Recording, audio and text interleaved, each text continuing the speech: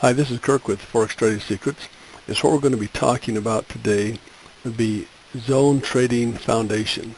Now, the zone trading can expand to the whole market, to all the larger, smaller time frames, but we're going to be talking mainly about the foundation of what it looks like and the entry signals.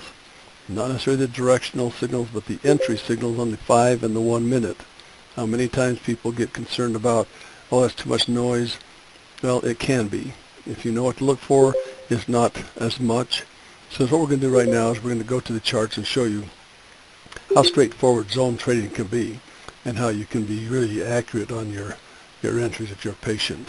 So on the charts, we're looking at the strong zone. A strong zone is the filter and the male being the same color on the same side of the zero line. Now this would go for any time frame. You can have a strong zone on a 1 minute, 5 minute, 15, so forth. All the way up to a day can have a strong zone.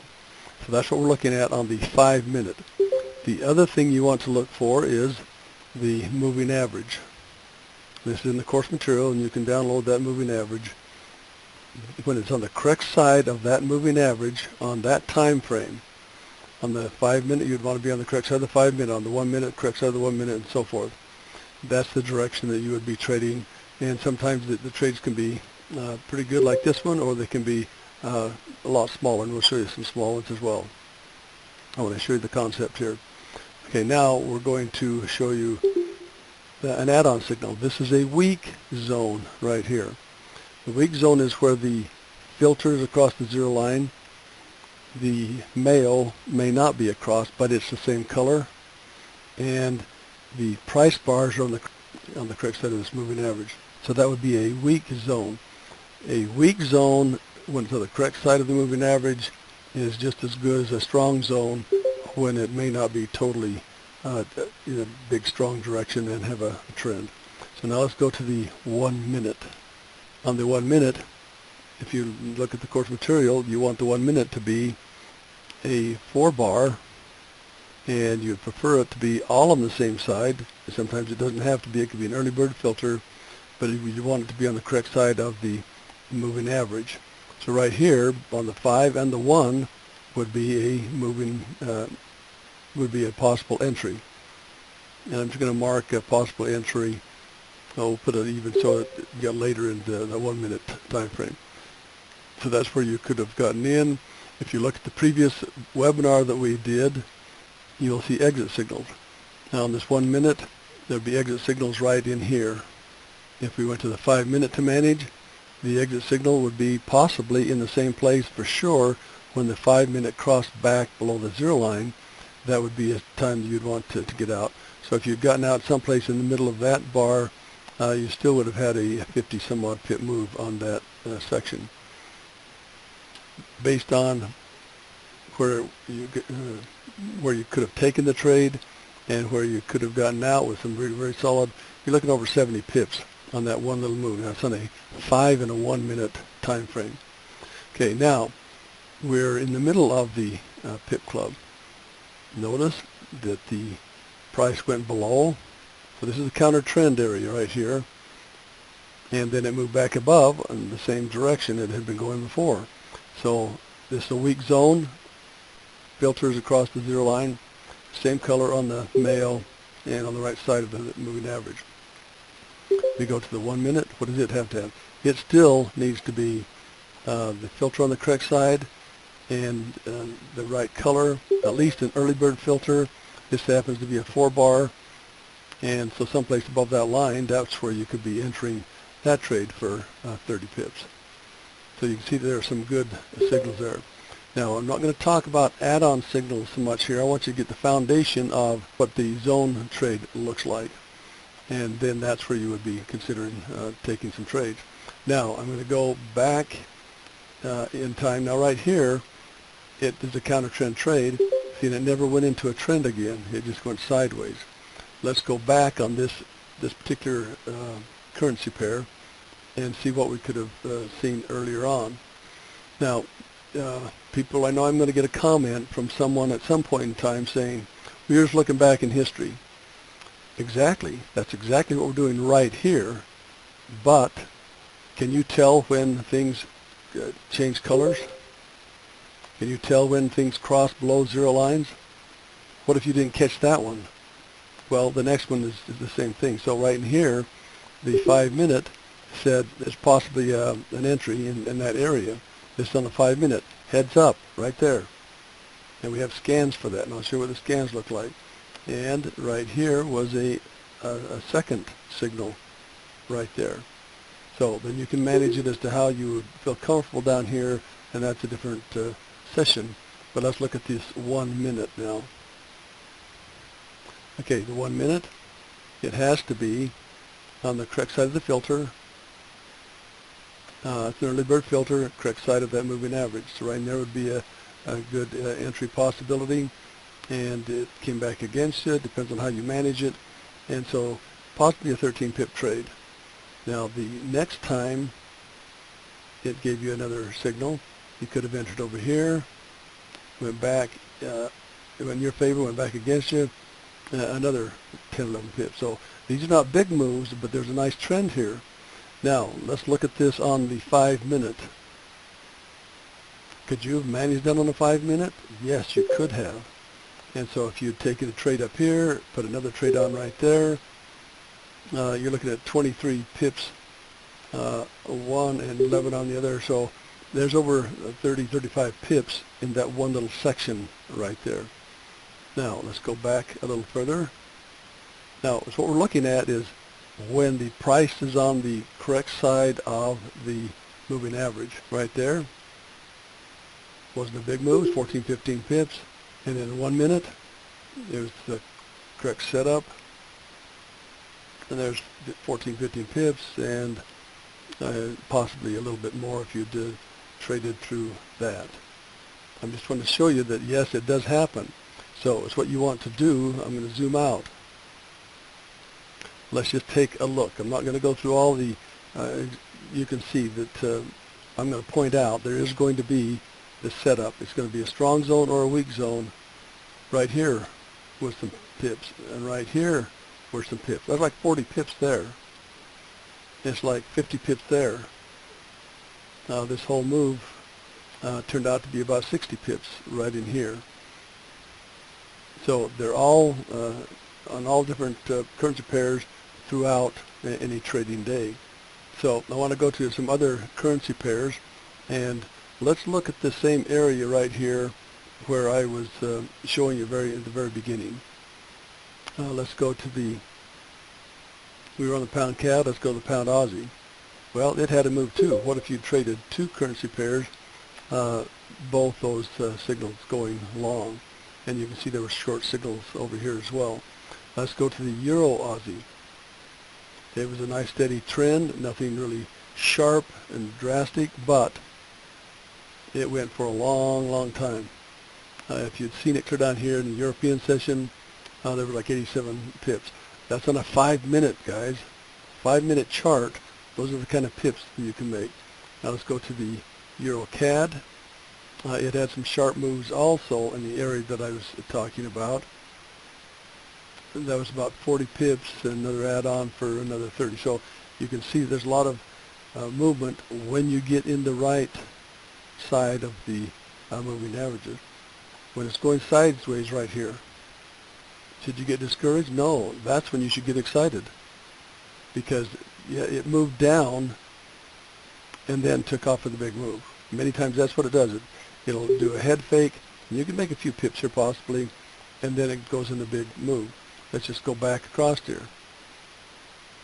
This one was going up, so then it trickled down. So when it got down below here, you're looking at 30, 40 pips. So there's all kinds of trades. Now these are the trades that we saw actually today. So I'm going to show you on the scanner. Okay, right here, they're not scans where there's multiple time frames. These are one time frame scans, and then you have to go look. Here's the strong zone. So you see that the scans are up here on this particular picture, and I have it set on the 5 minute. I want just the 5 minutes to go off a strong zone. I have written right here, there's no video on this, it's just written out for you. The male and the filter, same color, same side of zero line. That's a strong zone. Right below that, I have the weak zone. Male and filter, same color. Filter the correct side of the zero line only on the filter. Filter correct side. Not the male, but just the filter. But they're the same color. So check that out and just think about it for a while and you'll be able to figure out strong and weak zones. Once you understand how that goes, that could be just heads up, or you could pick one of these or several of these depending on how you want to trade the 5 minute here, and that scan may go off exactly the same time as the strong and or the weak zone, and that means that you possibly ought to take a look and maybe consider trading in that direction. So if you have any questions later on, you can contact us at Forex Trader Secrets. You can go in there and look and make sure you have your free copy of the 1551 strategy, and you can attend the PIP Club for a couple of weeks. After that, you're going to have to subscribe to be able to attend the PIP Club.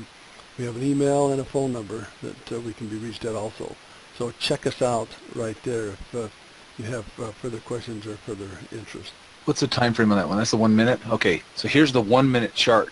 You can see that I took 3 different positions, and I've marked based off the 5 minute chart. You see the 2 vertical lines? Those were marks on the 5 minute chart. And I've got a screenshot of the 5 minute as well that he can show, but I'm just showing you where the 5 minute signal came and when I got the signal on the 1 minute to take the trade. There are a couple minutes or a few minutes after. And then you can see on that 3rd trade that it was based off of more of an advanced move based on the larger time frame trend. So it's still trending, so I took the trade. But what I want to point out here is the point in which I got the signal on the 5 minute. The actual entry in signal on the 1 minute greater than that initial signal on the 5 minute. Because each time you look at the 5 minute, you have to pay attention to the clock. So when you get a fresh 5 minute bar and it's in its first minute, when it barely, you're going to see that on the 1 minute there is a 1 minute bar that coincides with that. But then you'll get 4 more bars after that first bar on the 1 minute before a new 5 minute bar forms, right? Or it may look late on the 1 minute, but it's still fresh on the 5. But it's not as fresh if it's on the 3rd minute or the 4th minute of that particular bar. But it's still a fresh signal, and it doesn't have to close. We get this question a lot, and I'm just going to be very blunt with everybody here. You don't have to have the bar closed to get the signal. You can take the trade based on an open bar. And that confuses a lot of people. I know there's a lot of systems and strategies out there that require that you wait for the close of the bar. You don't have to on this one. In fact, you want to get in as early as possible. If it gets a fresh signal and you've got confirmation on 2 time frames and you have your 4-bar pattern, go for it. If you have an early bird filter, go for it. The worst case scenario is you're going to have to set a stop loss, and it spikes up and takes your stop loss, or spikes down and takes your stop loss out, and you cut your losses short. That's the worst case scenario. That's the cost of doing business. But these were 3 trades that I took here this morning in the PIP Club. First one was for 14 pips, second one's for 11, and the last one was for 12. So a total of 38 pips in this small little segment of the market. But it doesn't have to be a closed bar. So you see right here, there are 2 moving averages, and the slope on those moving averages are going the same direction. The other moving average, there's 3 of them, is way above. So this is definitely a downtrend. And so anytime that it goes below that moving average, you can trade really confidently in that direction. Can you trade these counter trend trades? There are methods, but you have to be a better trader than your initial. So get used to doing this, then you can learn how to trade the counter trends. Yeah. Well, to add to this, another question's come in. Yes, the bars do flicker. The colors may change occasionally, and each time frame may be slightly different. But that's why you're looking at everything. You can see here on this 3rd trade, on the 5 minute chart that's marked here, the colors don't match. Well, because at the time this was taken, those bars had closed a different color. But when I took the trade, it was set up right. and you can see that it went kind of sideways in that period for a few bars after, so well, almost 20 minutes before it actually broke short again. But I knew I was in a larger trend going short, and so I was patient and waiting. So it's all about patience game. It's a patience game, trusting in the signals, trusting in the trend. That's the main key here. You have to get into the method of thinking, okay, I need to think larger time frame. I need to think larger trend, overall picture. And that's where the value comes into this process. There is some conversation, people are having questions about, well, do the larger time frames? Yes. And so this is called is the foundational zone trade. We want you to see how it sets up, what it looks like on the entry time frames of the zone trade. Yes, there are ways of trading the larger time frames to time the entry on the smaller time frames better. The key point here is that we're not trying to mislead anybody. We're just trying to show you what static history. This is exactly what happened. I don't know how else to describe it other than I took the signal based on the 5 minute and the 1 minute when both of those bars, or both of those vertical lines are marking the 5 minute bar.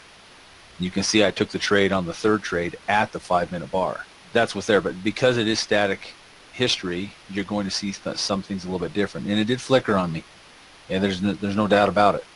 And it doesn't look right. It looks late.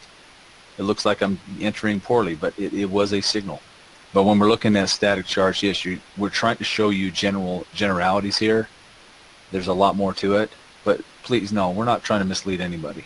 We're just trying to give information based on what we have available as far as data to show you. Yes, it did close 5 minutes later, and I'm not refuting that at all. It closed and it was the wrong color.